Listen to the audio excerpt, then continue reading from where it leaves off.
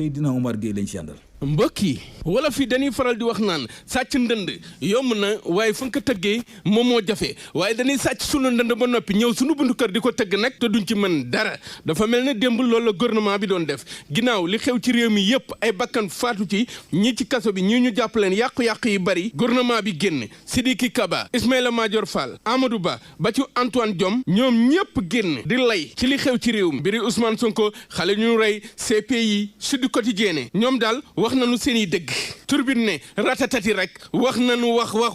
ba wax fu dara nekkul waaye yee ñu kenn gëmu leen convaincre ñu kenn vidéo yi ñu gis ay takk der wan ñu ko Antoine Diome ñëw di ñu wax ay manipulation ak ay lu ne Sonko kañ lañ koy jàpp ak mën na nekk constitué wu lii di prisonnier moom kooku la di Ousmane Sonko yéenekaay des médias bi ne yaayu ñu kenn wax nañ daal ba wax fu dara nekkul gouvernement bi dikk noonu la ko yéenekaay bi di leen fa waxee ci laas ñu ne wax nañu seenug dëgg ci li xewoon ci mim réew di Sénégal surtout aanee ñaari waxtu yoo xam ne doon sóob rek wala sóob Bougane Gueye Dany ne ñi ñoo ñeme gàcce ñu ñoo ñeme ay duma ñi dañoo dërkis de Bougane ne démb gars yi boo leen déggee ñiy wax dañ fee wax ba daaneel waxuñu fi Papa Ndiaye ci yéenekaay bi di Source A ci Walfadjri Bougane Gueye Dany jubbanti leen ne gouvernement bi li mu wax démb du tax kenn dóor doomam de bari na ci wax yoo xam ne lu ci ëpp ay kàcc la ngir dóor askan wi rek tëgg leen wëndeelu ci yéenekaay bi di Walf Quotidien ci La Tribune borom gëm sa bopp ne li nguur gi doon wax démb di ñu ko gëmal di taskatu xabaar Sénégal yi taskatu xabaar ya nekk bitim réew waay leeral nañu lépp yi kàcc yoo xam ne nguur gi ñu ngi koy kàcc lépp loo xam ne tabax nañ ko rek ci ay kàcc yi taskatu xabaar ya nekk biti réew toj nañ ko ba mu tasar li ñu def Walfadjri Bougane ne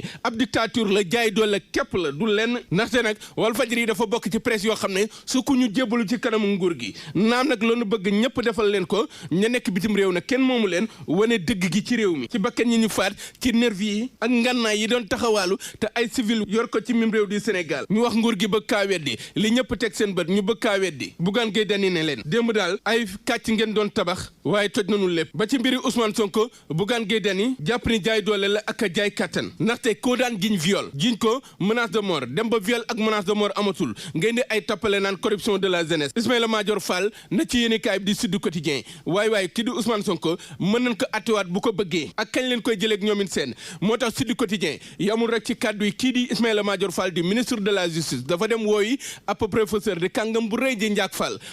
ne délai 15 jours yu ñu wax di fukki fan ak juróomi concerné wul kii di Ousmane Sonko ndaxte Ousmane Sonko ak Ndeye Khady Ndiaye seen i mbir duñu benn seen atte du benn Ousmane Sonko am na juróomi at ngir mën a xoolaat procès ak nan lañ koy attewe ak nan lañ koy attewaat Bougane Gueye Dany ne ci Walf Quotidien ak ci Source A ba ci La Tribune loolu koy jaru ko woon ndaxte nag lañ ko doon jiñ comme nekkul waroon nañ ko may jàmm moo tax waa Pastef yi jóg ci yéenekaay bi di yor ne Ousmane Sonko bu bokkul ci élection atum 2024 élection du am ci mim réew di Sénégal Birame Souleye Diop ak waa Pastef yi ci yéenekaay bi di 24 heures ne ña ngay lancé ab pétition sax ngir ñu tas parti bi di APR ndaxte parti boobu ca la ab kàngam génn nangu ni ñoom danoo ngemboon ay volontaire de la sécurité ay punkal yor ay ngànnaay loolu nag bu demee ba am ci ab parti politique parti boobu le dañ ko war a tas loolu di kàddu yi Birame Souleye Diop ci yéenekaay bi di 24 heures nguur gi nag pression boobu ñu leen teg moo tax démb ñoom ñëpp ñu génn takk rajo yi telli ginnaaw bakkan yi bari yi rot bakkan yooyu le sakkan loolu yéenekaay bi di yor ne ay xale yu tuut tànk yoo xam ne dëgëraguñu doon ay waxambaane yi ñàkk seen bakkan ci manifestation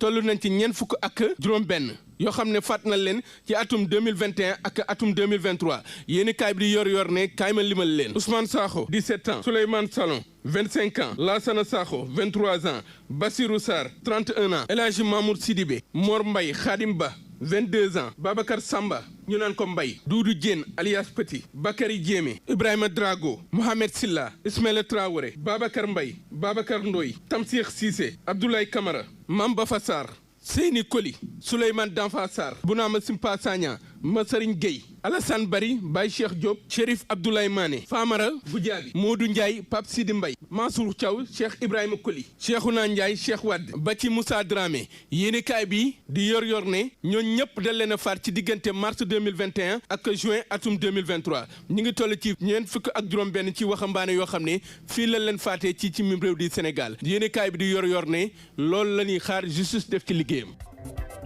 jërëjëf